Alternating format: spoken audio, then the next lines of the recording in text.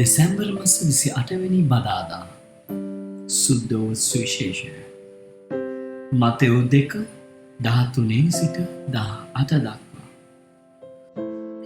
ඔහු ගිය පසු සමිධාන වහන්සේගේ දූතෙක් සිහිනයකින් ජෝසප්ට දර්ශනය වී ඔහු අමතා නැගිට ලදරුවාද උන්වහන්සේගේ මෑණියන්ද රැගෙන මිසරයට ගොස් මා දන්වනතුරු එහි නවතින්න.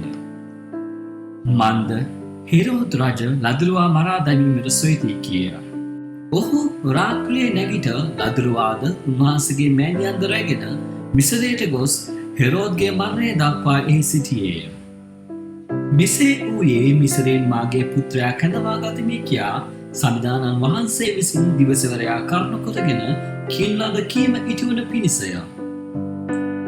එකල හෙරෝද් තෙමේ ශාස්ත්‍රවන්තයන් විසින් තමා රාඩුන් ලැබූ බව දැක අතිශයෙන් උදහස් විය. එවිට ඔහු ශාස්ත්‍රවන්තයන්ගෙන් විමසා හරියාකාර දැනගත් කාලය අනුව දෑවුරුදු වයසූද ඊට බාලවූද බෙත්ලේම හා මුළු ප්‍රදේශයේ සිට සීලම පිරිමිදවා මරා දැමීමට අන්කලේය.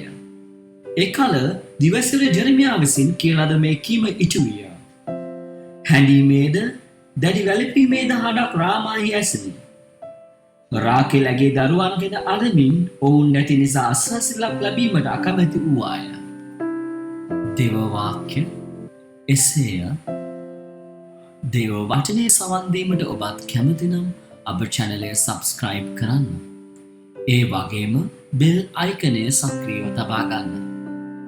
දේව වචනය යන්නේ සමග බෙදා ගන්න. ඔබ සැමට ජේසුස් වේද.